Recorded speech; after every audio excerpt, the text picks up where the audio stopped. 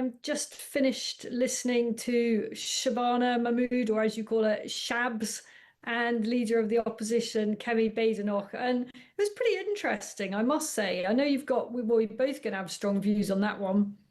Well, yeah, I mean, before we get to Shabana's intentions, her speech, I mean, all of which I'm in favour of, I just think that, like so many issues with this Labour government, when she and her plans collide with reality, they just won't happen. Underpinning what I think is her inevitable failure in this endeavour is her refusal, along with Keir Starmer, Richard Hermer, or half the cabinet, nearly everyone in Labour, her refusal to countenance even thinking about leaving the European Convention on Human Rights.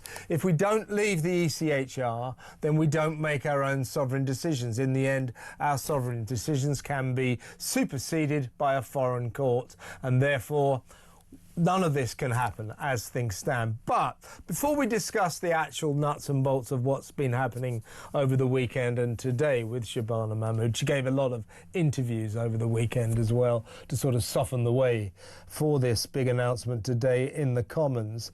I want to take you back to something that you brought into this show a couple of months ago. I also want to talk about Darren Jones, the Prime Minister's private secretary, parliamentary secretary, also an MP, of course. And I want to talk about the Deputy Leader of the Green Party, Rachel Millward. All of these people, or particularly Jones and Millward, are symptomatic of this type of person in Parliament, virtue signalling, left-wing, who refuse to confront the truth about who's breaking into our country. So Darren Jones, we'll play that in a minute. He said, oh, you know, it's all women and mothers, babies, children. No, it's not, Darren. 75% of them are young men, most of them conning their way into the country, pretending they're escaping war and torture, neither of which are happening in France. So what are they talking about? And then you get Rachel Millward. We'll play you some tape in a minute of her saying, the thing about all these migrants is they're all surgeons and lawyers and engineers. So these people just delude themselves and they create a false truth in order to sort of facilitate their ideology about opening our borders to these wonderful people who are just trying to get ahead in life, really valuable members of society. Oh yeah, really? Yeah. We're looking at the crime rate soaring all over the country right now, so thanks for that. But first of all, thanks to you, let's remind ourselves, 10 years ago this was, Shabana Mahmood, when she was a backbench left-wing Labour MP, heading for the Greek island of Lesbos, to greet all these illegal migrants pouring in from the Middle East and sub-Saharan Africa through Libya, pouring into Greece, into Europe. Shabana's there handing out food parcels. Have a look at this. Lesbos, where boats have been coming in all day. Around 30 boats have arrived already today. There's a couple of charitable organisations on the ground here, one of whom is offering immediate medical assistance. Many of the people who are coming off are obviously very cold, very wet, and some are in shock.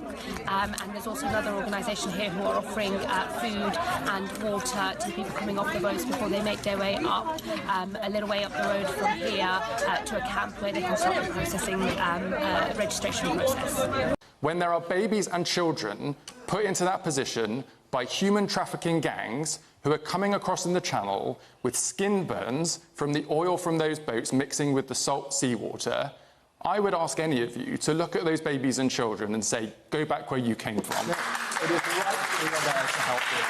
It is right that we are a country that respects our human rights obligations, but it is also right that we should have a border that is functioning and an immigration system that is functioning. It was left out of control by the last government. You know they're coming from France, and we're going to go. right? You know they're coming from take control of it again.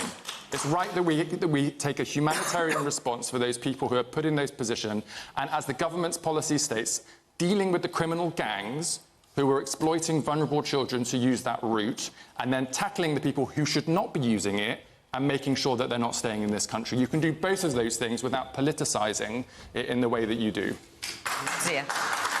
Well, In my previous answer, I made the case that this government prioritises foreign citizens over citizens of the United Kingdom. After that testimony, I can rest my case. How do you rest that case? So number one, well, you were just talking about. So number one, the vast majority of the people making the journey from France by small boat are fighting-age, military-age males, not women and children. That's the first point. I don't know if the BBC real-time fact-checkers are working this evening or not. They seem to be when I speak, but let's say that's the first point. The second point I would make is that, we're talking about asylum hotels, and Rachel Reeves saying we're going to shut down asylum hotels. There was a report today that this Labour... OK, so that was Sharon Jones, I like that. Darren Jones, a couple of months ago on Question Time, stating quite clearly to the nation, the vast majority of these people come are mothers and women and babies and children. It's just not true. The 75% of them, sometimes more, in the past it's been more, are young men of what we call military age. But the more you look at the crime lists, the crime tally, you start to think, well, these are young men of sexually active age, between the age of 17 and 34, loads of them. And they're mostly grifters. They're mostly conning their way into the country, saying, I'm escaping war and torture. They're not. No, they're not. Finally, maybe the most absurd example of this syndrome is Rachel Millward. She is the deputy leader of the Green Party, so you probably expect this kind of lunacy from her. But this is particularly ridiculous. She seems to think, Darren says they're all babies, mothers, women and children, and Rachel Millward takes issue with that. She thinks they're all surgeons, lawyers and engineers. Take it away, Rachel. I'm here outside the recruitment training camp where the Home Office has decided to temporarily house 540 asylum seekers. What struck me most, actually, from this first site visit is the stories from the Home Office staff of the asylum seekers in other sites. They're talking about surgeons and doctors and lawyers, people who come from Eritrea or Afghanistan or all kinds of different places, who really should have the right to work, to contribute to our society, to be better integrated for their own well-being and for our communities, to pay tax, to be able to rent their own accommodation, to be able to get on with building their lives. We need to give asylum seekers the right to work.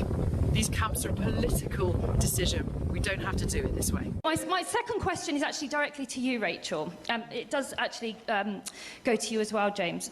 You did a video the other day, Rachel, saying that all of these people, doctors and engineers and surgeons that are coming here, and we should give them the right to work. Now, firstly, engineers, doctors and surgeons do not come from France on a dinghy and throw their medical certificate overboard.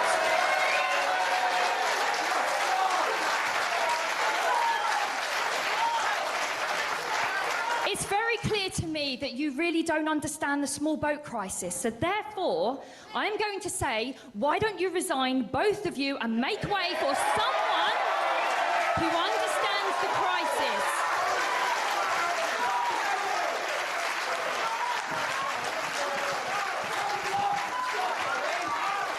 It's not a joke, Rachel. I'm serious. You do not have the capabilities to do this. You don't understand the small boat crisis. Step down, both of you, and let someone else take lead and actually get us what we need and represent this community, because you don't. Well, there you are, Isabel. There's a compendium of where I think we've got this real problem. So many people in the body politic seek to delude themselves, seek to pretend truths about this migrant crisis that don't exist. They're all surgeons, they're lawyers, they're engineers, they're mothers, they're babies, they're children. These are people. Darren Jones is one of the most powerful people in the country. He is the right-hand man of the Prime Minister, possible future Chancellor of the Exchequer. He thinks it's all babies, women and children. Rachel Millward thinks it's lawyers, surgeons and engineers and doctors. It is this virtue signalling delusion, and Shabana Mahmood, you know, over in Greece handing out food parcels. You know, she's of the same mindset, I fear. That's our problem. These people in Westminster, these out-of-touch people in Westminster, prefer to tell lies to themselves about what's going on than to confront the truth. And the truth is that thousands and thousands and thousands of young, undocumented men about whom we know nothing are ploughing across the channel day in, day out to be allowed in, no questions asked. That is the nature of the problem. Well, another clip actually emerged of Shabana Mahmood today. It's been circulating from the years when she was a backbencher, in which she was calling for an amnesty for all illegal immigrants in the UK. So I actually do think she is committed to trying to tackle the problem a bit now she's Home Secretary, because she's actually a pretty smart woman. And even she can see that this cannot go on as it is, and that it will bring her government down. But I mean, she's a pretty late convert to the cause. And, you know, I would invite all these politicians, Darren Jones and Rachel Markle and the deputy leader of the Green Party, and indeed the leader of the Green Party. I'd invite them to spend just a couple of days in Calais or Dunkirk. And if they can find me a surgeon, then I'm happy to eat humble pie. Good luck with that, guys. You will struggle to find migrants that speak a word of English there, never mind being highly educated surgeons. These are young men, very, very, very poor. I mean, they can barely carry more than they're wearing. These are young men in ragged clothes. How they pay for their fare, well, we'll come to that on another occasion. These are not highly qualified, university-educated individuals who are all set to be able to make a positive contribution. I'm sorry, they just aren't. And it is just simply not the case that the majority of them are women, babies, mothers and children. The percentage of women, babies, mothers and children is very small. Essentially, we're talking about young men of military age, between the age of 17, 34, who all come over and they lie their way into the country, and for some reason we put up with it. Well, listen, let's go to break now, and we'll talk more about Shabana's actual new plans when we come back, and I think the inevitable roadblock she's going to hit. I mean, I don't mind her plans. Her ideas, I think, are solid, sound and sensible. But they won't happen because she's not a member of a solid, sound and sensible party. And she'll never get this through Parliament. It's just not going to happen. We'll talk about that next. Stay tuned, folks. Welcome back. I'm still with Talk's international editor Isabel Oakeshott. We're talking about Shabana Mahmood and the Home Secretary and her hardline plans to solve the migrant crisis. On that basis, Isabel, on a scale of 1 to 10, what chance would you give Shabana Mahmood of getting through those left-wing be kind, virtue signalling Labour backbenchers? The proposal that upon arrival we Brits take all the jewellery and valuables from these migrants in order to go some way towards paying for their accommodation. Do you think that the Labour left-wing backbenchers will vote for that? I mean, I don't think they'll vote for very much. They won't vote for any of it, will they? The question is how much of it actually requires what's called primary legislation, whether there are things that can be pushed through without actually having the kind of votes that she's not going to enjoy having to fight to get. I think she'll get the support of the Conservatives. She'll get the support of Reform, even though they've only got a few MPs. That's quite important, kind of rhetorical support anyway. But you know, she's going to have a fight on her hands. You know, they've already been coming out of the woodwork long before she actually stepped up in front of Parliament today to describe her proposals as, in the case of Stella Creasy, the Labour MP for Walthamstow, to whom I'm awarding the early prize for piety. She described these proposals as performative cruelty. I mean, I really thought that was a bit strange coming from. It's quite a good phrase, but I think it's a little unfair. But the point is, it does sum up, though, exactly why none of this is going to get through. I mean, you know, she's proposing that migrants, asylum seekers, when they arrive, lose their automatic right to welfare payments, because now, as things stand, absurdly, we give them 50 quid a week as soon as they turn up. And those welfare payments will often go up if they manage to get kids here or anything like that. So she's proposing the removal of that. The Labour backbenchers will not vote for that. And by the way, in that proposal, this is the funniest line in Shabana's hardline measures. It literally says this: asylum seekers will not be paid welfare unless they need it. It's good, isn't it? It's great to see the acknowledgement that that some are currently being paid it, even though they don't need it. But I think there's a few things in that set of proposals from today that actually may make the situation quite a lot worse. So, for example, she's talking about creating new legal safe routes. I mean, for how many years have we been hearing lefties going on about the need for safe legal routes? I mean, those already exist. It's called doing things properly, getting on a plane, for example, not getting in a small boat.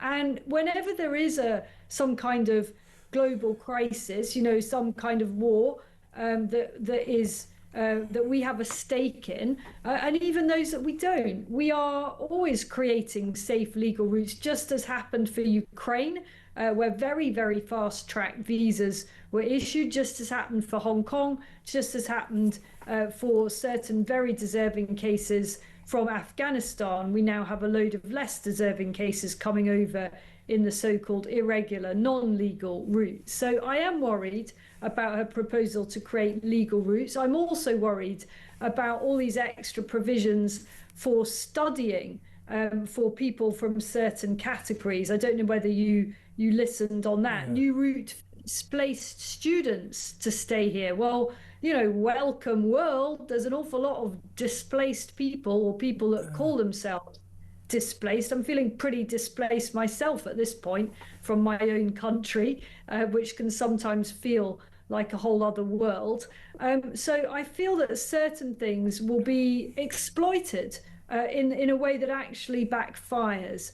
But I will give her credit, I must say, for really going for it today. I mean, I've just watched a clip of her dealing with an opposition politician, and, you know, she really kind of, actually using some quite profane language, said, I'm going to paraphrase here, you know, sort of said, look, those of you on the other side of the argument here, that is the left, claiming that there's nothing to see here, no big problem, this is all some kind of fiction from the far right, have got to get real. You've got to represent your constituents. There is a massive problem, she said repeatedly. The system is broken. Now, I haven't heard a Home Secretary speak like that for, well, really ever, actually, for whatever the Tories, you know, thought that they were being tough. I did find that language quite compelling. Yeah, and she gave interviews over the weekend saying, quite rightly, that, you know, the migration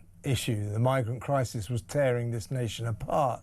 So, you know, I mean, I agree with you. She's an intelligent woman. She's worked it all out, but she is hamstrung. She is shackled. She's in a straitjacket because she's a member of the Labour Party, and like all those other losers in the Labour Party, primarily, above everything else, she believes in human rights, and therefore she will not leave the European Convention on Human Rights, and therefore nothing she says means anything, because we can't make her own sovereign decisions. In the end, Britain's sovereign decisions will be made by a foreign court in Strasbourg. So if you don't leave the ECHR, it won't automatically solve the migrant crisis, but it is the essential foundation stone, the essential starting block. If you don't do that, you cannot achieve anything. Therein lies the problem. And she said I mean, she's quite a good performer, you know, and this will make a few headlines. It'll make Labour look as if they're trying to do something for the next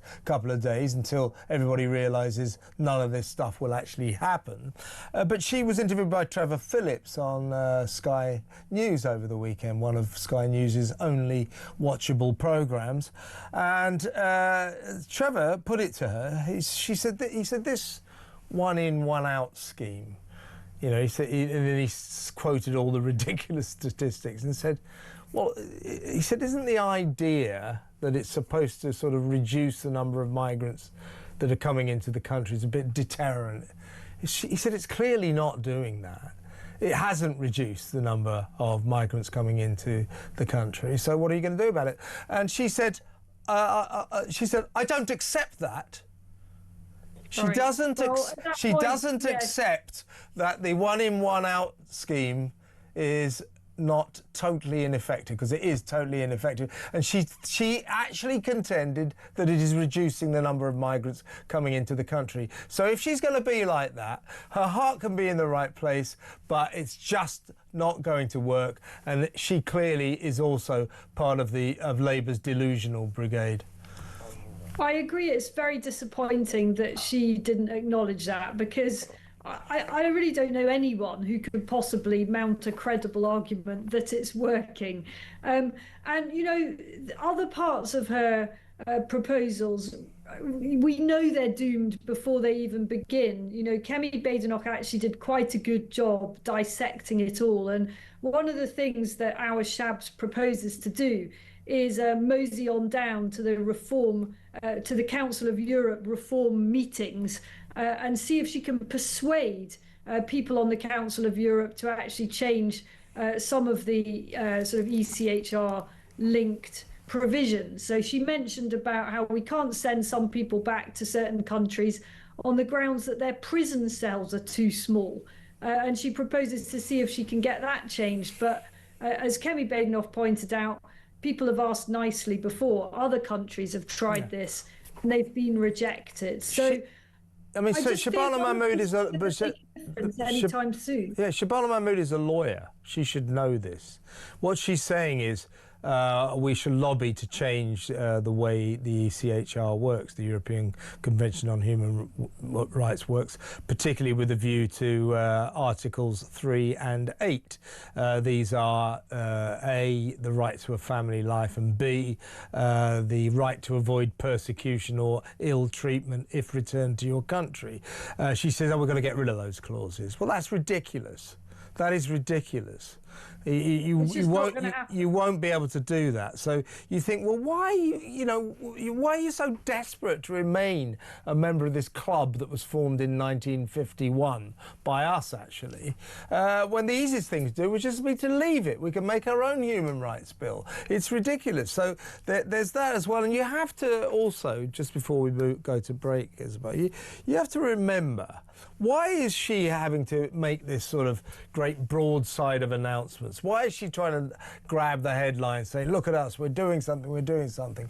Because smash the gangs simply did not work. One in, one out is not working. Everything this government has tried to do has failed. So her having to make these statements today is because everything else Keir Starmer and his crew have tried to do has completely failed. In fact, it's been farcically useless. That's why we're where we're at today, because Labour just desperately scrabbles from one desperate position to the next. We're at the latest here. Nothing's going to happen unless she leaves the ECHR, and she's not going to do that. I don't want to be depressing about it, and I agree with you. I think, for a Labour cabinet minister, she's probably one of our better ones, but she won't take that big step and leave the ECHR, so none of this is going to work. Meanwhile, all of this makes Keir Starmer's position even weaker than it already was. Now, joining us now, she lives in Braintree. She's a single mum, and she's part of the Stop the Weatherfield Buses campaign. Holly England. Welcome, Holly. Thanks for joining us. Hi, thank you for having us on here this evening. Thank you. It's a pleasure to have you on the show. Now, we've just watched some of the videos of what's been going on inside Wethersfield, which Isabel and I are going, hang on a second, what exactly are we paying for? These guys to come over and have a party and a punch-up? Seems strange in itself. But I suppose within those walls, if that's what they want to get up to, you know, knock themselves out if they're like, almost literally by the looks of it. But they lay on regular buses for all these guys to go into the neighbouring towns of Chelmsford, Colchester and your town, Braintree. So tell me why you want to stop those buses. What happens, talk about your town, Holly, when they get to Braintree, what do they get up to? Why is it you want to stop these buses? They seem to sit around and lurk around the town quite a lot. They're always coming in and out of shopping places with bags of beer. They sit on the benches outside. They watch girls, women go past. There's been wolf whistles. Girls have been harassed with phone numbers. I get nans, I get mums, I get aunties. I get so many people sending me inboxes saying, you know, their children have been approached. This has happened, that's happened, and it's just getting out of hand. It's getting out of control. It now seems to be. It seems to be a bit more Braintree. It now seems to be spreading towards Chelmsford, quite bad. Obviously, we've moved over there to try and sort of get the protest going over there a little bit as well. So their buses have arrived over there, and also Colchester are getting them as well. But they like to lurk around and genuinely sit there watching women and girls. It's you women who are alarmed, concerned by what the atmosphere that these guys create. I mean, they're sort of leering at you, wolf whistling, just making you feel uncomfortable. I gather that you've been given rape alarms, is that right? No, we're setting it up now. What we're trying to aim to do is to get a load of rape alarms together and start handing them out over in Chelmsford first. For the in the evenings, at weekends, to give them out to the girls, young girls, women, anyone that's out on the town, to try and hand them out to every single person that we can find. That is our aim. And then to try and get across Essex and hand out as many as we can to women and girls. So you're going to distribute rape alarms to as many women as possible because of this rising problem that you got in Braintree, Chelmsford and Colchester. How many of these buses come into Braintree every day? Well, we sent someone down to get a video the other day, and I would say there was somewhere between 50 and 60 men there with 2 or 3 buses. That's the worst we've seen, to be fair, in one go. I've never seen so many of them. The police then also, we got videos of them, the police turning up down there later that evening as well. So whatever had gone on, we had just missed, but there were police down at the bus stop where all these men had gathered as well. And you're a single mum. Is your kid do you have a daughter at all, or sons? I've got 2 girls. Two girls. So how old are your girls, if I may ask, Holly? I've got a 4-year-old and a 15-year-old, but my 4-year-old was recorded by one of these men about 3 months ago. I've had to pull her away. Your 4-year-old? My 4-year-old just stood in the middle of Braintree, and the guy come around with his camera and put it directly right up to her. I had to grab her and tell him to go away and move away from town. I left town. And what have you told? What have you told your 15-year-old? To be extremely careful, I would have thought. Yeah, she's only allowed out with larger groups of people, not on her own, and she will be panic alarm as well. And presumably, you're representative of a lot of mums in the area who must be worried about their kids, particularly their daughters, right? They are terrified. Like I said, I received several inboxes a day saying how scared even the elderly, quite a few elderly have messaged me saying that they're too scared to go into town, they no longer go. Because of being able to use the bus station, they don't want to have to walk past them because that's where they're dropping them all off. And as I said, I get mums, young girls. We had a young girl talk for us at our last Chelmsford protest who stated that she felt very worried and she felt extremely intimidated. A 16-year-old girl got up and told us that in front of over 100 people. It was quite sad, very sad. Well, Isabel, I mean, Holly and the people of Braintree, and for that matter, Chelmsford and Colchester, they shouldn't have to live like this, should they? Absolutely not. You know, it's not as if the UK was crime-free before we had this asylum seeker crisis, but this has absolutely demonstrably led to a spike in sexual violence, you know, intimidation, inappropriate behavior in the areas around asylum accommodation.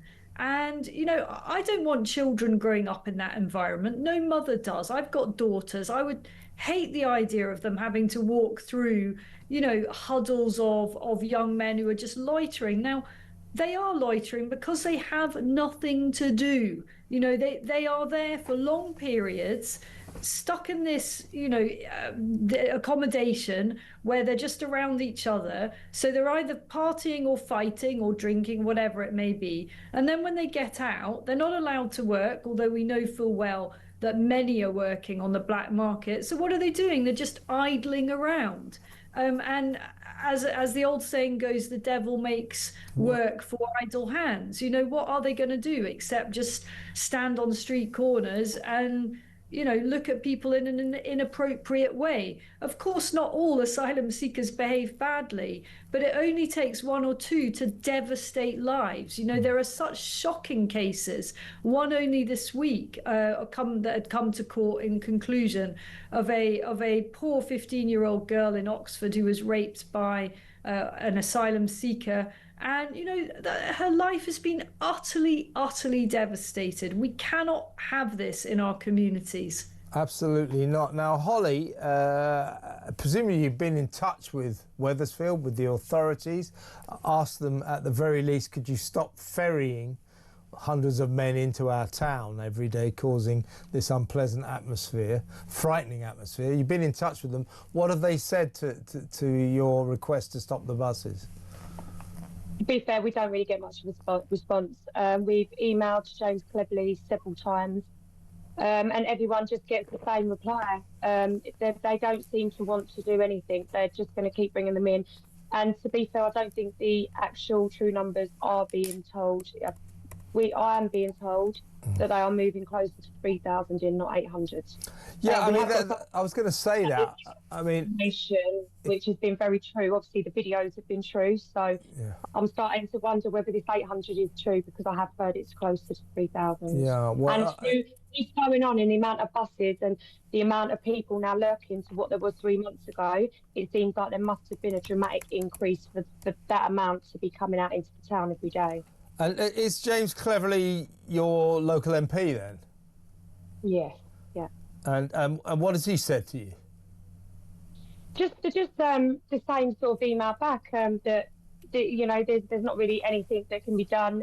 It's the government, and they are going. You know, they're not going to keep increasing the numbers, but they are being increased. They're keeping things quiet. I know full well they've been increased, because, like we said, we have somebody inside that's telling us this information. So, you know, he just seems to want to fob everybody off that tries to email him with the same same rubbish. So your campaign continues apace, yeah?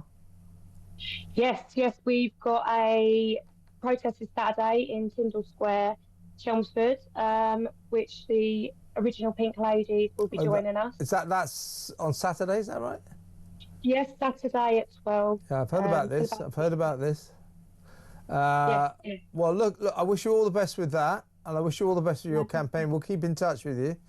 Thank you so much for coming on. That's Holly England's Stop the Wethersfield Buses campaign organizer. What about that? My God. Yeah, Meghan teaching us about nurturing relationships during the holidays is like asking a snowman for tips on surviving summertime. It's bold, it's ambitious, and it's not rooted in reality. I just have no desire to watch her play home in someone else's home with a bunch of strangers that she's just meeting for the first time, while they act like they are lifelong friends here to give us guidance on how to enjoy the holidays. Like, actually, I will have a much better holiday if I do not hear the words Meghan Markle. That's not even even a cynical reading. That's actually just the truth of what that show is. And this is definitely, I mean, this is seriously, I mean, you just described what exactly that holiday special really is. And I think she must have filmed that alongside the other back-to-back shows that she did. I mean, it seems like the woman only did about 2 months of work this entire year between going to fashion shows in Paris and sort of, you know, putting stuff in jars and sending them off. She doesn't do that much work. And I don't think there's going to be any more on the horizon. I mean, we saw her cozy up to Jeff Bezos recently at Kris Jenner's 70th birthday party. Is she looking for the next step? Is this the final chapter of her strange relationship with Netflix? I don't know if she wants to continue doing this, because while we're laughing about 2 or 3 months of work, it's too much work for Meghan Markle. I think she would prefer to be an influencer. I think she'd rather shoot a 15 to 30 second, okay, maybe 60-second video if the price is right, upload that, and then get, you know, a $500,000 paycheck or whatever she could get for posts on social media.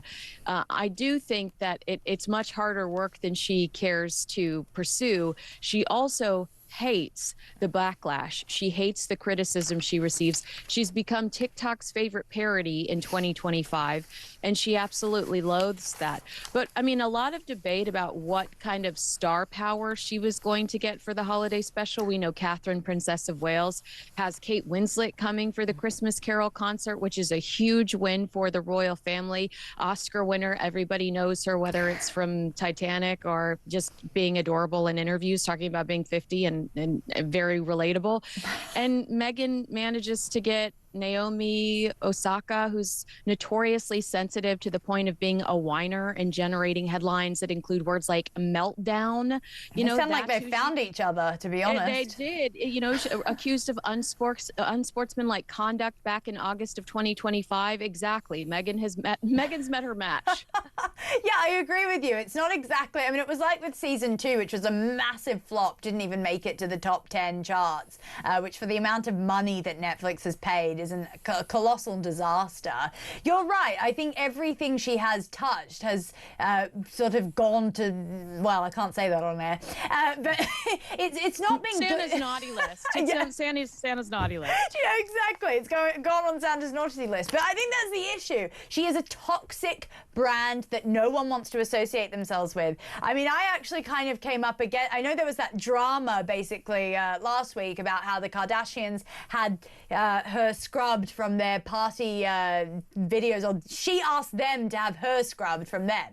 I think that the Kardashians didn't want to be associated with her because even to them, they are a toxic brand. And you're right, she has publicly gone out and said, I don't really want to do these productions with 80 people. I'd much rather do a 1 to 2 minute reel on Instagram. I mean, where to now for Meghan? What is the next step for this woman? Because everything that she doesn't work. It just doesn't work out. It looks like Harry is miserable. He wants to return back to the royal family. I mean, divorce might even be on the cards, Kinsey. Well, I mean, I think that's pretty obvious. Inevitably, we will be on divorce watch if I'm being as cynical as I feel like being today in this mood after having to watch that YouTube trailer. That's my vibe. But, you know, Prince Harry, again, heading to Toronto to speak at a conference where they're charging like almost £300 for a leadership conference, spending more time away from home. But can I ask you, I'm going to give Meghan some credit here. While I think she absolutely does not deserve to sit on Fortune's most influential, Fortune's most powerful women's stage and summit, at least she has a tangible product.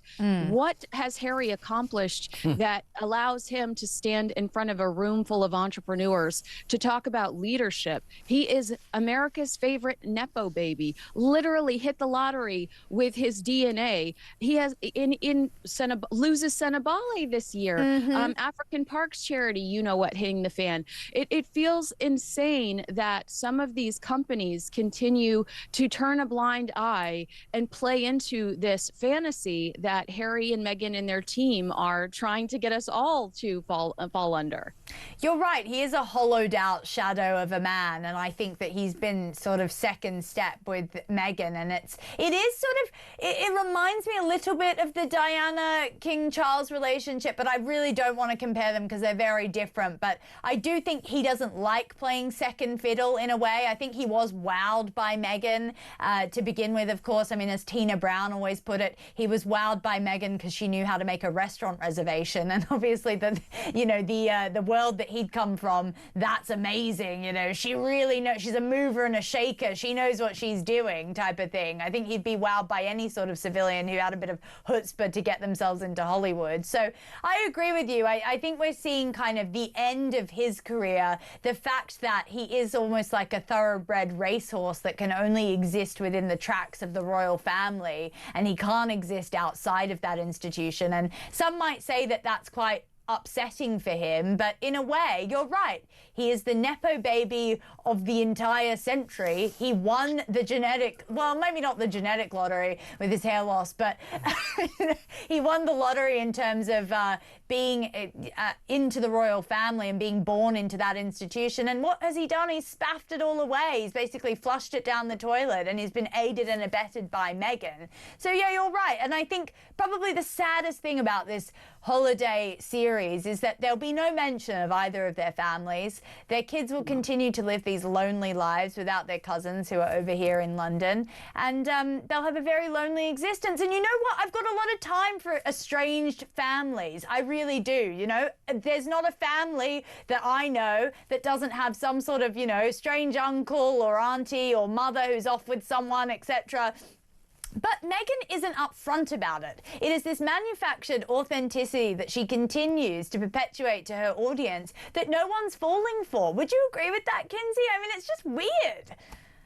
It is weird, and the way that they are so destructive when it comes to Prince Harry's family specifically. Meghan pretends like hers just don't exist, and they never did. Meanwhile, Samantha's like still trying to sue her sister for defamation, half-sister for defamation. Yes. Meghan pretends like hers didn't exist at all, and she's been incredibly destructive towards Prince Harry's, but she likes the perks. The only reason Meghan Markle, the girl that was auditioning for Shakira music videos, and, you know, fellatio in the pilot episode of 90210, oh yeah, was at the Kardashians party, was because she insists on continuing to use the Duchess of Sussex title. She would not be invited to that party otherwise, with Mark Zuckerberg and Bill Gates and Beyonce and Jay-Z. That is not a room she could have talked her way in herself. Thank God she married into the British royal family. They elevated her. They opened doors for her. They gave her the platform she has today. And then she accuses them of racism, with Prince Harry coming in behind a year later and denying that that ever happened. It's the fact that they're so hurtful and destructive, making the last few lives of Queen Elizabeth and Prince Philip's a nightmare from hell, really, so fearful of what was to come, what accusations they were going to make next.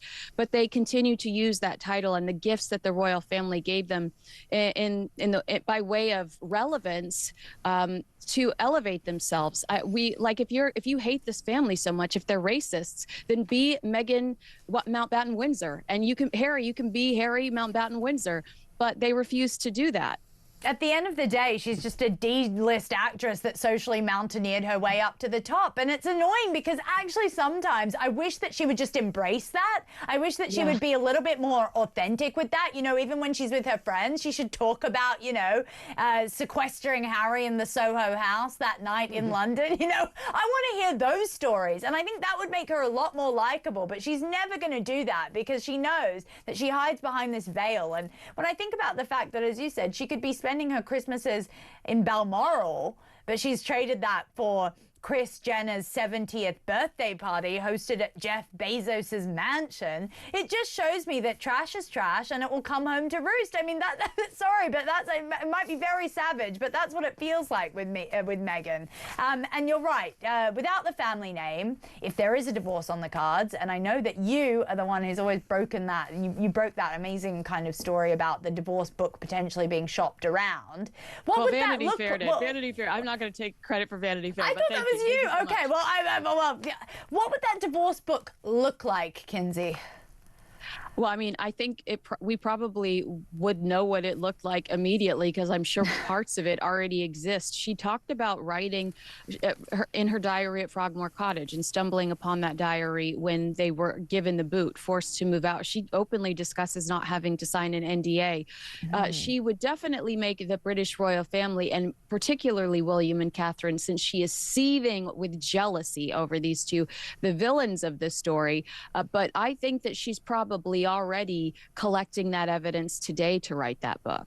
I agree with you. I mean, just to see that this is more on Harry's side, but it's an indication of how no one trusts them anymore. Harry having to enter into Clarence's house through the visitor's entrance, opposed to the family and friends entrance, basically because they probably wanted to check him for listening devices. Meaning that's just an assumption that I make. Shows how much they don't trust that gruesome twosome. And yes, how much she is collecting. We don't know what she might have on Harry, what he might have told her, and what she's going to shop to the public when that relationship does kind of go down the drain, which from that serial killer video that she posted on Instagram of him in the black and white room and her sort of celebrating some sports win. I mean, he looked miserable in those couple of seconds before he then had to feign happiness. It really, I mean, I can't believe she posts that stuff. Even if that was a video of me and my partner, I'd be like, oh God, he looks like he wants to die. I'm not going to put that out, you know. Takes an inch of common sense. I've got Thomas Godfrey. He's a reporter at The Sun, and he's been doing a lot of work on this. He actually told me, I don't know if I can tell everyone, but he's doing a bit of an investigation too on this sort of thing. Thomas, what do you know about this? What's going on? I mean, there's a huge number of accounts out there offering this sort of service to would-be asylum seekers looking to cross the channel. And what we've had this afternoon published in the Times is a really interesting report from Reset Tech, which is a non-profit that looks into these sort of big technology platforms, these social media platforms, and they found 80 different accounts offering deals, as you said, package holidays almost, for people who want to come to Britain, to simply get into Britain on a small boat. And it's not just the sheer number of accounts that are online, it's their reach as well. 233,000 combined followers around the world. Many of those will be potential clients or clients who have actually made it into Britain. 1.5 million or so likes on their videos. And over the course of their month-long investigation, only 9 of those accounts were taken down. 71 of them remained online. So when TikTok claims to be doing something, to be cracking down on the problem, until they were told, 71 of those accounts were still online. I mean, really, these big tech platforms, I've said it time and time again, in this studio, in the Sun newspaper, these tech platforms have to step up sooner rather than later, or this problem will only keep going on.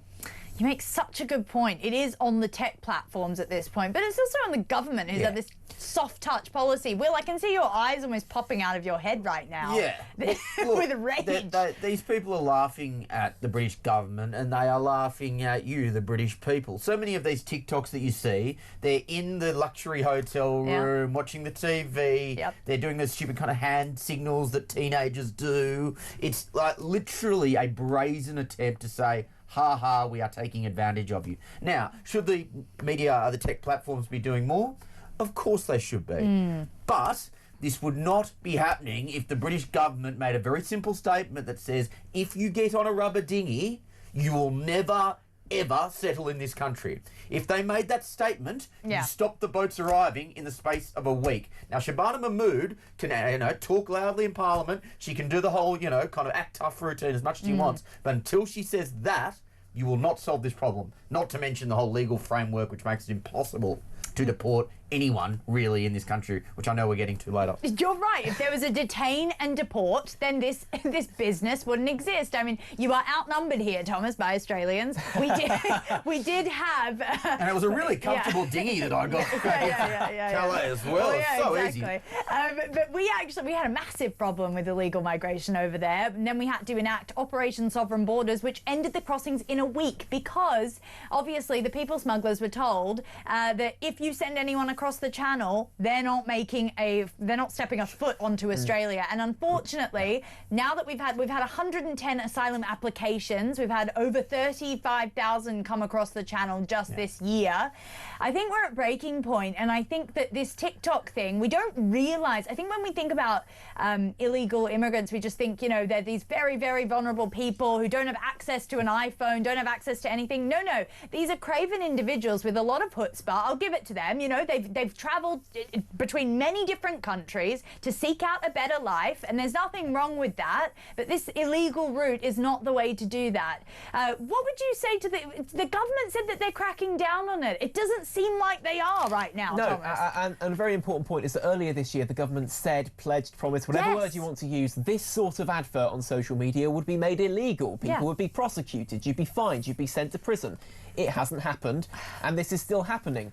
The only evidence you have to find to work out that a lot of the people coming into this country are technologically savvy is the fact that so many of them post videos of their own boat crossings on social media. Just last week, a man by the name of Alexandra 420, who we revealed had come into Britain on a small boat, filmed his own RNLI rescue and put it on TikTok. He was deported last week.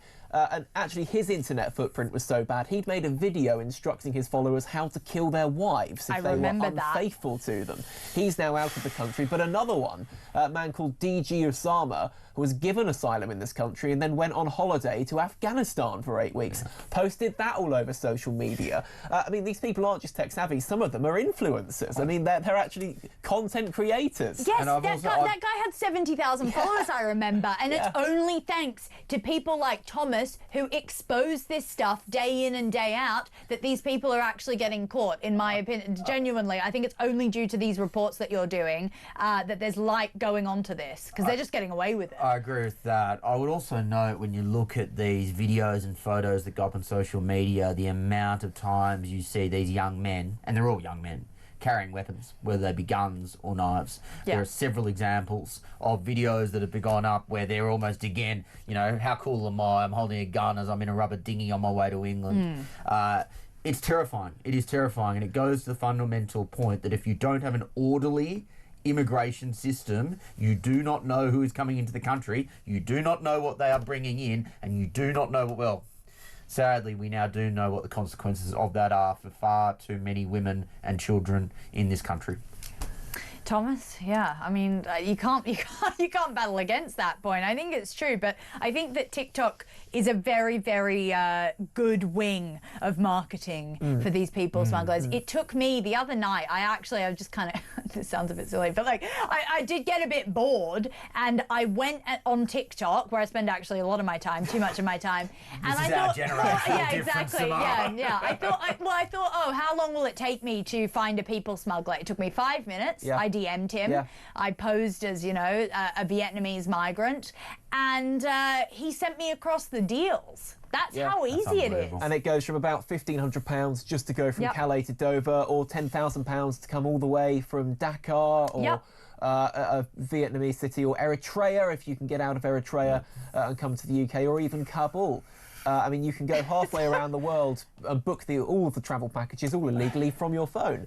I don't think the government and the Home Office have quite comprehended how far down the rabbit hole we are in terms of this sort of flagrant, blatant deal-making, which is completely against the law in basically every country, let alone just here. And what I'm also aware of is, particularly when you look at this problem in the United States on the Mexican border before Trump solved that, if you're unable to pay that particular cartel the amount of money to be able to cross the border, you are effectively a slave for them, and they use you for, you know, whatever purposes they see fit. For example, drug smuggling. I would have no doubt that that would actually be a part of this story as well. These are not clean operations. You know, this is people smuggling. This is dirty business. And I almost scoff when I hear, you know, Keir Starmer's empty platitudes of smash the gangs, because the gangs are international operations that are operating in a very, very sort of craven way that in many different countries with many different criminal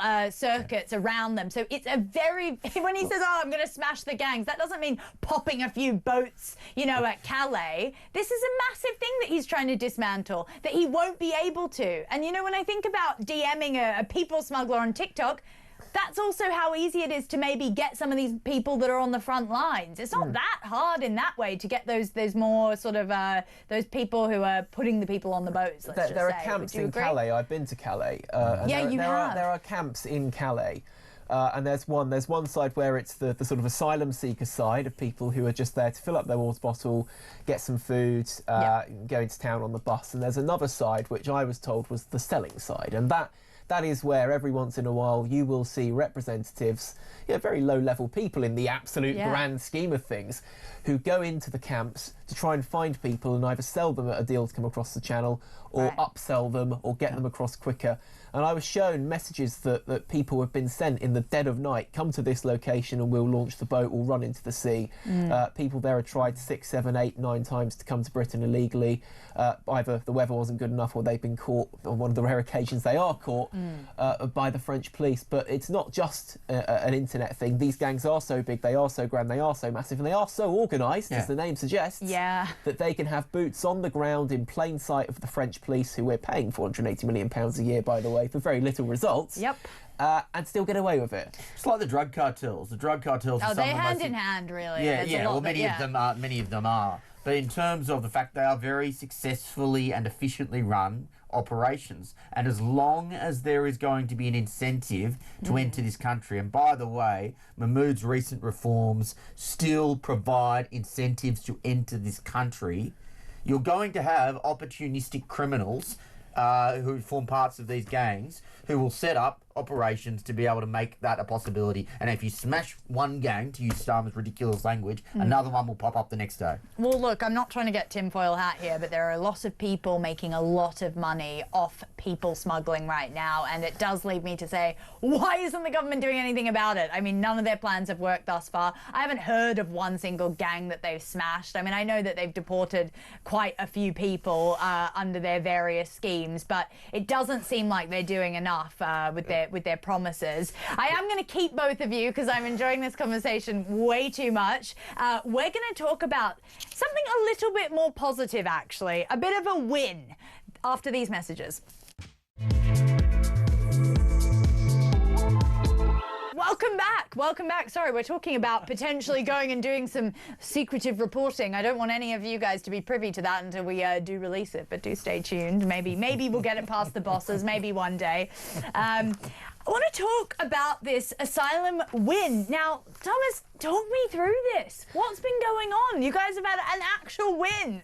I know. As rare as they are few and far between on this sort of open justice, transparency crusade that many of the newspapers, us included, have been on for a very long time. This is the very complex matter of immigration courts. That have been picked up in terms of reporting in the last year or so because of just the sheer number of mad decisions that get made about people, about migration, about precedents as well on the interpretation of laws laid down by basically the last 5 governments, all the way back into the sort of founding of the tribunals quite a long time ago. And what you have is a very complicated system with appeal after appeal after appeal. And what we've managed to win from the judiciary as such is that of the 2 tiers of asylum tribunals, currently the upper tier is published. And now that means it has to be appealed twice, effectively. Right, OK. What we've won is that the first tier decisions will now be published as well. And that means that we will have a wealth more decisions to look through, to sift through. And these decisions do mean something because there are so many cases of either convicted criminals, people who are known to the intelligence services, going through these courts, and if it ends at the first tier, if that process ends at the first tier, there's no published record. And not to mention the activist barristers that we continue to be privy to. I mean, you know, Lord Justice Bean with the Epping case, that was kind of a separate thing, but saying, you know, the rights of the asylum seekers are above the rights of the British people. We need to be exposing these judges for their weird, strange, confected judgments that, you know, then we have to, then I was doing some research and finding, you know, oh, Lord Justice Bean is tied to this pro-Palestinian charity or this and that. So you're right. I think it's a massive victory for the Sun because we'll be able to, you know, bring truth to justice. Well, this is it. Sunlight is so often the best disinfectant for these types of things, especially in the court system and especially in the immigration tribunals, because, I mean, just to give you a sort of rubbish version of Top of the Pops of some of the people that have been allowed to stay by these courts. Go off. I'm sure our audience will want to hear that. Abdullah Zedi, those of you who remember last year, the Clapham Alkaline attacker, attacked a woman and her child in South London. He was allowed to stay by a first-tier immigration tribunal, meaning that ruling wasn't published. He only knew 4 of Jesus' 12 disciples, and the judge still believed he genuinely converted to Christianity. Oh, he had one of those. One of those baptisms in the bathtub. Yes, in a bathtub. But he ended up having a Muslim ceremony for his funeral. Keep in mind, the new Archbishop of Canterbury is now going to make it even easier to baptise incoming illegal migrants. But sorry, I could talk about that all night. And number 2, a paedophile from Pakistan who a court ruled couldn't be deported because he was an alcoholic. And drinking as a Muslim in Pakistan is illegal. He said the prison conditions were so bad in his home country it would be tantamount to torture. He won. Albanian criminal Clevis Disher was allowed to remain in the UK. Part of his case for staying was that his 10-year-old son would not eat foreign chicken nuggets. Remember that one, guys? I think they do. February feels a long time ago. Yes. A serial sex offender migrant who was allowed to stay by a first-tier tribunal judge, again meaning no record of that decision was ever published. After that decision was made, he went on to be jailed for having sex with a 15-year-old girl. Also on his criminal record, he'd stolen a car, carried a knife and beaten someone up. Lovely person. Shame we couldn't deport him. A violent Polish crook man called Konrad Makoki, he was allowed to stay by a first-tier tribunal judge, again meaning there was no record of this until it was appealed to the higher court. He was a, quote, father figure to his nephew, had to be a role model to the boy despite being a violent criminal. Again, it may feel like a very small, complicated administrative point, but in the grand scheme of things, all of these cases, so many more of them now will be thrown open to public discourse. Taxpayers are funding these judges' salaries. Many of them are on £150,000 a year plus to make these decisions. Their judgments and the reasons behind their judgments have to be open to public scrutiny, and I'm very glad that that's what we've been able to achieve. Three words would make this country immeasurably better, and they are not our problem. I couldn't care less if you are a violent sex offender, and because you're a violent sex offender, you're more likely to be treated poorly in Afghanistan. You should be treated poorly. You should be, you know, like, whatever happens to you, happens to you. I couldn't care less. But unfortunately, we don't have that mentality at the moment. But this is the other key thing. Because we have ideologically captured judges who will make these sorts of silly rulings because of vague laws like the European Convention on Human Rights, which is enabled by the Human Rights Act, you are going to continue to have these problems. The fundamental issue is the legal framework. And until you repeal those laws, you do not solve this problem. That's why Labor will not solve this problem. Well, I think what the Sun's done here is a small kind of step in the right direction. When I say small step, it's actually a massive win. But they have constantly been exposing these soft-touch judges that have been allowing these foreigners to stay. Under our dime, by the way, 03444991000 is the number.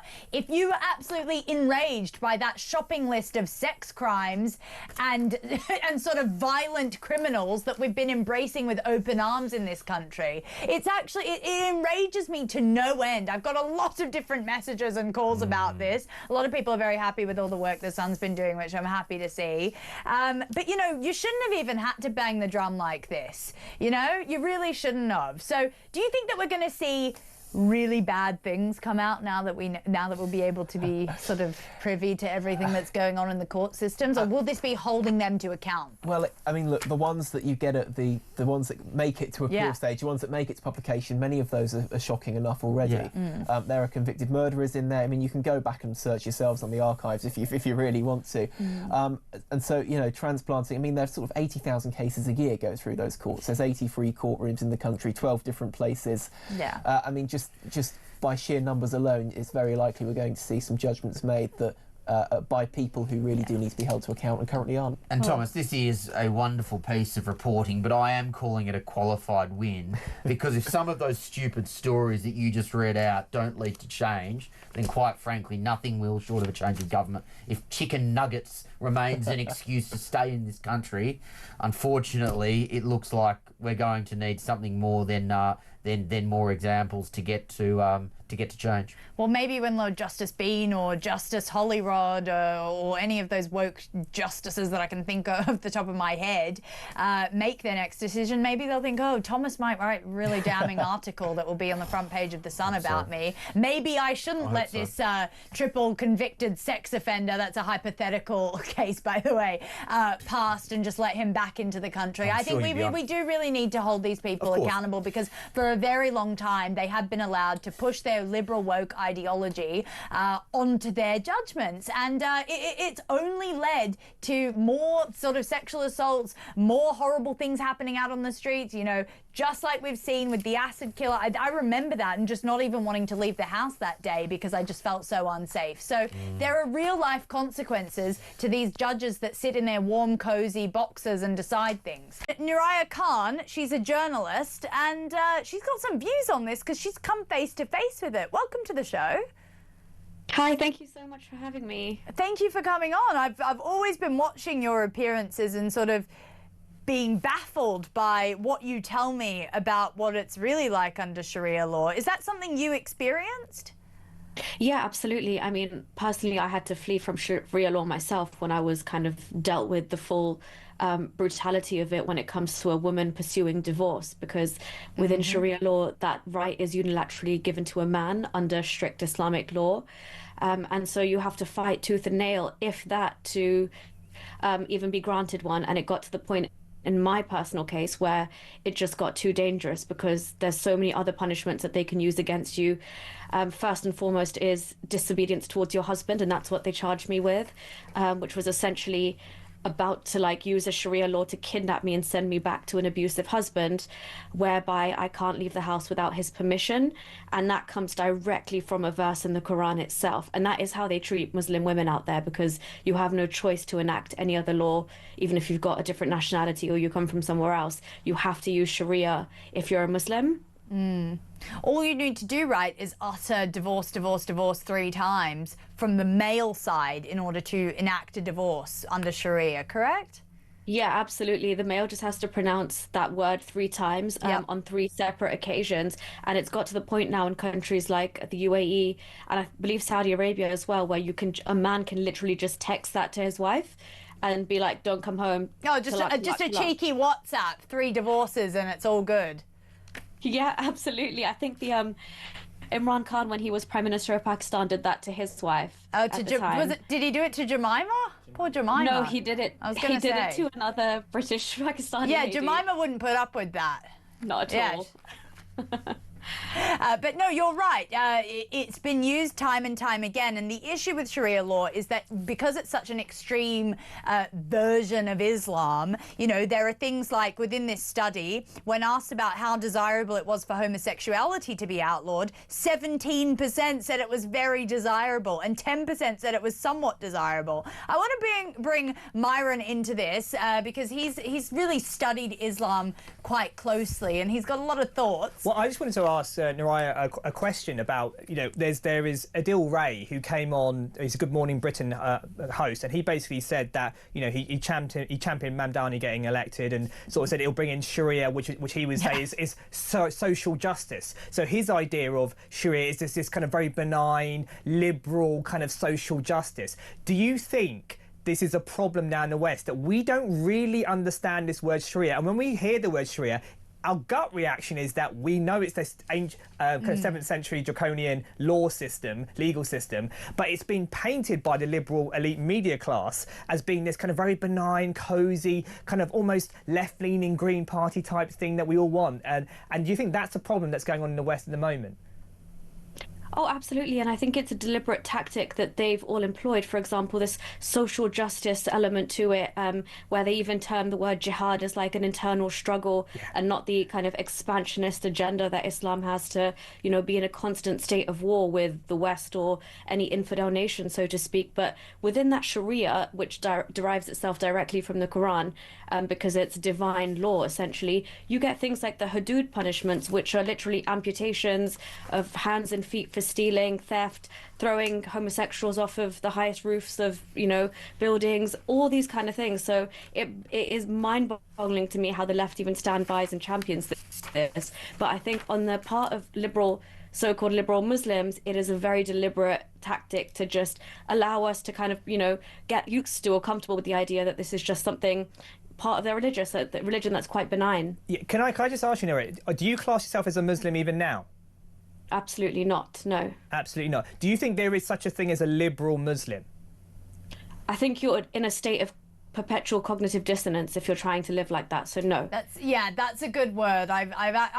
You know, you're right, because a lot of the teachings are very hard line. I think there are a lot of Muslims that live very peacefully in the United Kingdom, and, you know, they don't want to impose anything onto anyone. I think my issue here with this is that we can see that with the implementation of Sharia courts within the country, we've got over 80 of them now, they're not waiting for any legislation to be passed. It seems like a lot of these very extreme sects are just going and doing it. Now, would you say that with this report that's come out, with over a third of the country's Muslims wanting Sharia law implemented, do you think it's going to be something that just happens? Or do you think we need to put some sort of legal framework around it not happening? I think they're going to continue as they are, and obviously the kind of just the disquiet and on the part of the government makes them more and more emboldened to continue how it's going as a parallel system, if you will. So there's bigamy happening, there's forced marriages happening, there's child marriages happening, there's FGM being propagated as something good and wholesome for certain sects of the religion. And because they know that they can get away with it for so long, it's just something that they will continue to do before it gets kind of wider attention, or we clamp down on it in the way that certain other European countries have decided to.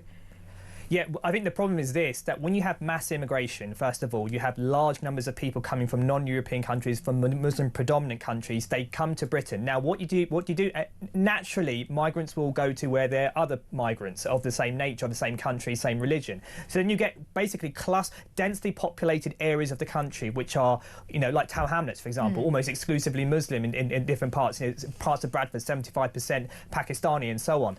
And as a result of that, they then vote for their communities. And as they vote for their communities, you get MPs with a first past the post system. So therefore, you get sectarian MPs, Islamist MPs. And then that number, I mean, Nigel Farage, I think I remember he's saying that will probably, he reckons it's going to go to around 20-25 MPs by the next general election. Could be more. We have numerous local council MPs as well. So now politics goes, Islamist politics starts entering the frontline politics. And as a result of that, inevitably, the most strongest voices, the most loudest supremacist voices, will eclipse the more liberal voices, or you have people in the middle, like the moderate Muslims, who perhaps, you know, just want to go about their lives, eat their sandwiches, earn their money, and all the rest of it, like everybody else. But because they're not hardline liberals, they will not oppose these supremacist and extremist instincts. And as, like, for example, Leila Cunningham from Reform, she's a liberal Muslim, right? I'll describe her as a liberal Muslim, right? She is. She identifies as a Muslim, but she rallies against the Islamophobia definition. And there are actually a lot of Muslim people, especially within Britain, that really do rally against the more extreme stuff, because it's no favour to them to have these extremists that then paint everyone gets painted with the same brush. So you make a very good point. But so if there isn't enough people like Leila Cunningham stepping forward and really speaking out against this, we will sleepwalk into more increasing Islamisation of Britain. And you asked me, should the state get involved? I think the next government needs to put in safeguards. There needs to be an Islamism bill that where we identify what are the supremacist, extremist instincts, the interpretations of the Quran, the Hadith, the biographies of the Prophet, ring-fence that and really put that into legislation and criminalise it to say that, look, we want to protect liberal Muslims, right? And to protect liberal Muslims, you have to rally against the supremacist Islamist ideology. 3/4 of our MI5 security caseload is Islamist terrorism, right? Yeah, I mean, exactly. Well over 90%, or I think it's around 87% of obviously terrorist attacks have been Islamic. So it's a big problem for sure for us to tackle over here in Britain. There is a real chasm and a lack of community cohesion with some of these communities that do totally fence themselves off a little bit more. And you know what? I mean, I don't want us to say, oh, let's all hold hands and kumbaya, but I do wish that British values were the centre of all this, not, oh, let's embrace this, let's embrace that. Would you agree with that, Nuraya? Yeah, absolutely. But you have to remember one really important factor here is that Islam has this element of supremacy built into it. So when you're comparing divine law to man-made law, which in their eyes, that is British law, Sharia wins every single time, hands down. So if you ask somebody on a personal level as well, if they are a devout practicing Muslim, which law do they believe is more just and more equitable and that they would, sooner follow, it would usually be Sharia if they had it their way, all things being equal.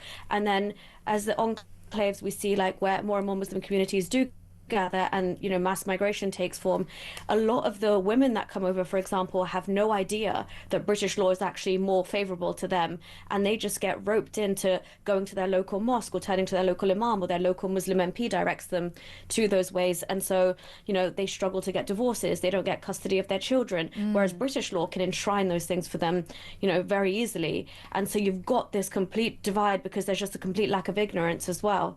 It's such a good point, and I actually read a recent study, or an article actually, about in Vienna, there was one case that happened where they actually acknowledged the Sharia law, and they acknowledged it within their system. And that's what I really worry about, is that we then start bending the knee to these to these communities and say, oh, okay, if you've done that in Sharia law, then we can just kind of put it across into British law. I don't want to see that happening. I mean, Nuraya, you told some pretty horrendous stories about your time within the Sharia system. Are you okay now? I think you're thriving. I mean, I'm always seeing you on my social media. You're always fighting the good fight. Oh, absolutely. Yeah, I live to tell the tale, thankfully, with my freedom intact, just by the skin of my teeth. So I do spend my time now just highlighting how dangerous it can be and saying, knowing one or two things about what Sharia actually means can save your life, essentially. Even something as small as a woman using the new laws they've got in Muslim countries in the courts that you do have the right to divorce. Put that in your contract and you might save yourself from years of torment and potentially incarceration as well.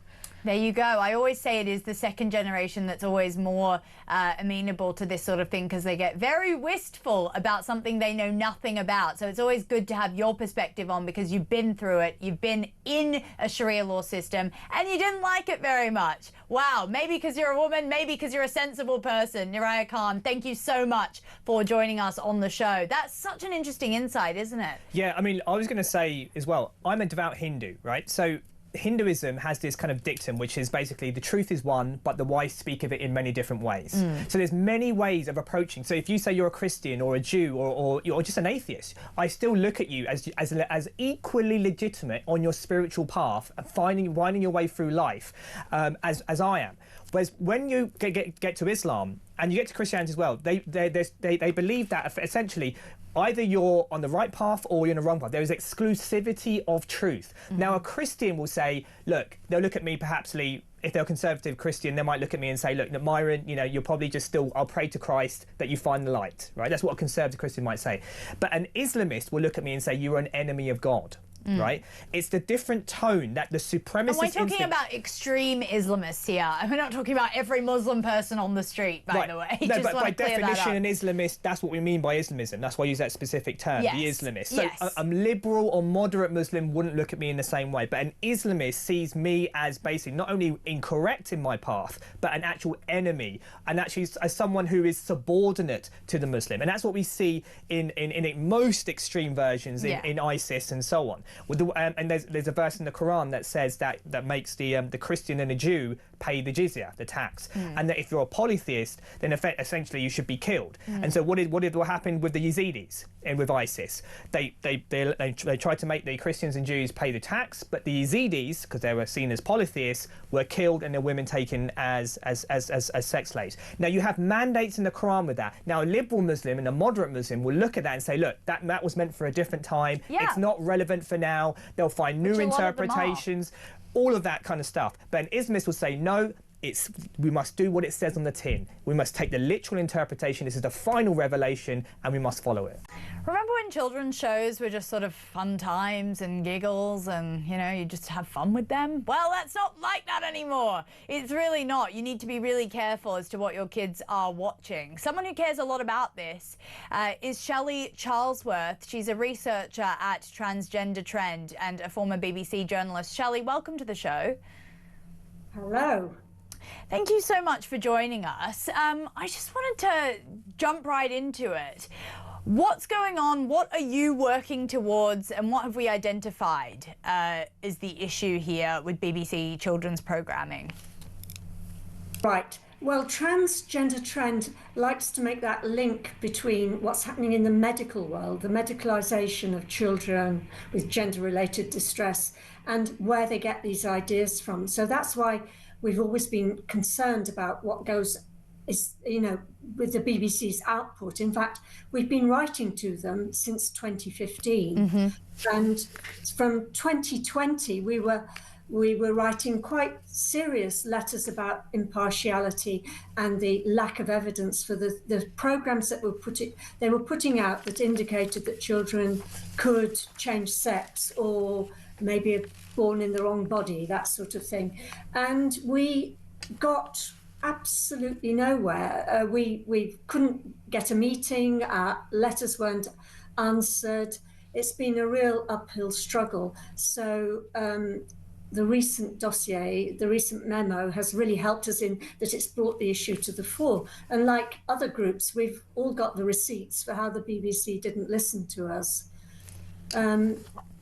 Most importantly, I'd say we've wrote to the head of safeguarding about some of the programs which we feel actually put children at risk because of the ideas that they promote. And we haven't heard back from her at all. No response to our emails. I mean, there's been a spate of kind of terrible, terrible things. I mean, some of them mentioned in the article, an episode of Radio 5 School Runnings, which described children as small adults trapped in bodies.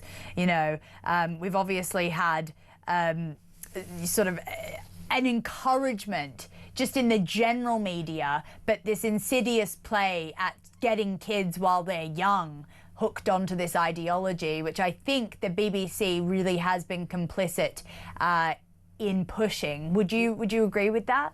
Absolutely, you're right. You started off by saying people trust the BBC. The internet seems like Wild West, so you put your children in front of the television, and you trust them to make programs that are not going to be biased and not going to be putting forward storylines that actually are full of bias. I think that's one of the things we were most shocked at, that Waterloo Road and Casualty have had a lot of storylines about transgender, and they've all been positive. It's great if you're trans. You know, a boy can become a girl, a girl can become a boy. In Casualty, quite recently, a long-running character who's been non-binary is celebrated when she goes to have a double mastectomy. It's sick, honestly. It's sick, Shelley. Yeah, I know. And the problem is these programs are still there on the iPlayer. Even if they stop making programs like this tomorrow, they're there on the iPlayer for anyone to access. And we'd like to see them taken down. And we'd also like to see better storylines introduced into entertainment. Children are so impressionable. You're right. You do need better storylines. I haven't got too much time, but I know you've worked at the BBC. What was your time like there, Shelley? Because I can only think that with your ideology, you might have stuck out like a sore thumb. Well, I left before it got stonewalled, if you like, before Stonewall became involved, and the T and the Q part of the acronym, LGBTQ, became dominant, and the staff network became so powerful. So, but since then, I have obviously kept in contact with people, and I know what's going on. I know how staff networks have driven a lot of what has been going on at the BBC. Well, that was one of the findings in the dossier about a sort of cabal of transgender-loving staff members that wanted to push this ideology and wanted to push anyone down that didn't want to. Absolutely, they do, and you know the receipts are there. I've seen the messages. I've seen the messages to friends of mine. You know, you can't talk about this. You misgendered somebody. That sort of thing. Yeah, yes, it is shocking. Shelley, I could talk to you all night. I could talk to you all night. I've got to go to the news, but do come on the show again because I want to get into more about that. I think there's a lot to get into and there's a lot we still don't know. That's Shelley. She is part of the research at Transgender Trend, and she's a former BBC journalist. She's been in the belly of the beast. What a woman, honestly. She's standing up for women's rights. There's not many like her out there.